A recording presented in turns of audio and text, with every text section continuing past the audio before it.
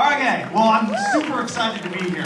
This is my first time getting to do anything like this. And so, Lynette Rice, come on out. It's been 46 seasons, Jeff Probst. Yeah, I know. Me either. We go back to the very, very beginning. How did you get this job? How did you audition? Yeah, well, the short story is that Mark Burnett, I heard him on the radio, on the Jonathan Brandmeier radio show, talking about this crazy idea, and I was instantly attracted to it. For the same reasons I am today, I just felt like this is going to be something that goes much deeper than some of the other things I was being offered at the time. And so we met for 2 hours and we talked. He mostly talked, and I didn't realize it until a couple of years later. He was still figuring the show out when he was talking to me. And he was auditioning it on me. He was basically pitching me to see what I responded to. And then at the end, I was like, well, wait a minute, we haven't talked about me. And I said, I'm a writer. I'm a student of the human condition. I've been in therapy. I get this show. And he said, well, it's very nice to be so honest. Nice to meet you. And I left, and that was it. But when I left, I thought there's only one other guy that could get to do this show, Phil Kogan, who had been hosting. He and I worked together in New York. And 5 months later, I got called to go back to CBS. They said, it's you and one other person. And when I looked in the sign-in sheet, the other person was Phil Kogan. And so we were definitely, I was definitely in sync with the show. But I'm not kidding when I say I wanted it then as much as I'm glad I'm a part of it now. It's never changed. I have to think you obviously grew into the job. Is there a year that you felt like, okay, I've hit my groove right here?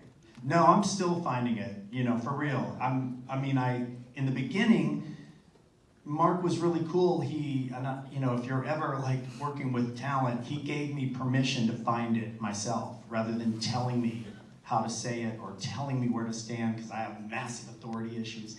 And instead, he would just say, I trust you, so just do what you think is right. And so he let me sort of, stumble along, but find my own voice so that now, 3 years later, I feel authentic hosting Survivor.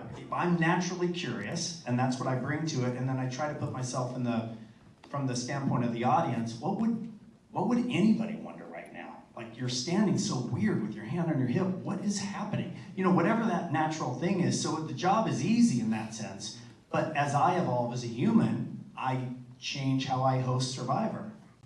That's what separates us, is for Survivor, the competition, the game, that's the MacGuffin. That's the misdirect.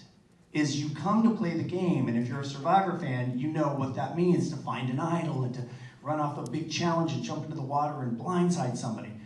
But that's the lure. The game is the lure, the experience is the prize. Which is why at the end, when I say, who here feels different? Everybody's like, oh my God, I'm a completely different human after 26 days. You have to play the game to get the experience, but it's not about the game, it's about the journey. And when I met Mark, I said, this is Joseph Campbell, it's Hero's Journey. And he's like, Joseph Campbell, who's that? And I said, you gotta read this, dude, because that's the show you're making. All these people are gonna go on this journey. It's just cleverly disguised. Do contestants, participants, survivors, do they see that now as opposed to that first year when you had survivors first coming to this new show? What is the difference between the participants then versus now? That's a good question. A lot of it is our casting, the people we're putting on the show. When COVID hit, George Cheeks, who runs all of CBS, called me, and I'm sure every show producer, and he said, hey, there's a new mandate, and it's not a request. Diversity is going to change at CBS. And 50% of the show has to be BIPOC. That will go down as one of the most positive and significant changes ever in Survivor, because it wasn't a request. He knew, if I give you a request, you won't do it. I'm going to tell you to do it. And then this entire world, Lynette, exploded in front of us with all types of new stories. And what's fascinating is, just to context, we're about to shoot our 24th year. More people are applying now than ever. And it's going up every season. I just got the statistics in every single category. African American, East Asian, Middle Eastern, South Pacific Islander, Latino, Hispanic, Asian. Every single type of person, ethnicity, background is applying to be on Survivor in more numbers. And it's the perfect illustration of what we hear all the time, which is representation matters. Because Some folks in the green room who've been watching it since day one, every freaking episode. So you saying people like them aren't necessarily going to be excellent competitors, despite the fact that they're huge students of the show? absolutely. We just had a guy on this season, Banu, a really cool guy.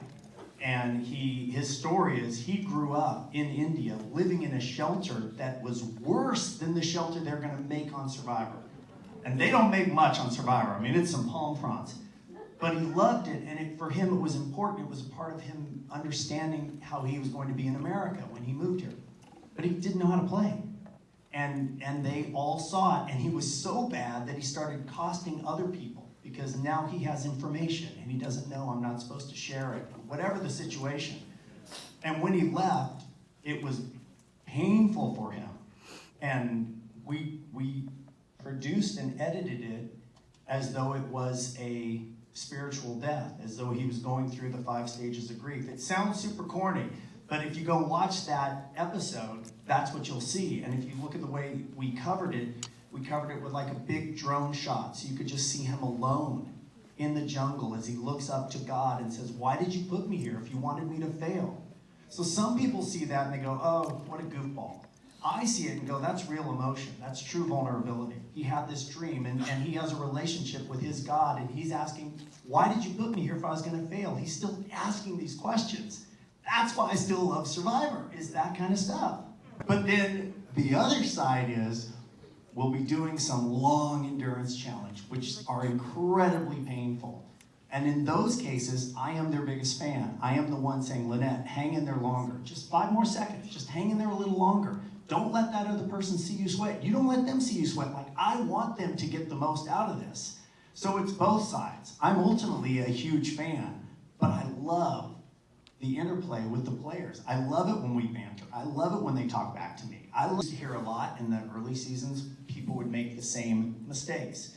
And people would stop me and say, why don't they learn? They're making the same mistakes. And I realized one day they're not making a mistake. It's in their nature. It's a scorpion and the frog. Well, you know, I gave you a ride. Why'd you kill me? It's in my nature. So a lot of that is like the person who says, I'm normally a leader, Jeff, and I'm a very good leader, I must say. I'm not going to be a leader on Survivor. You're 100% going to be a leader on Survivor.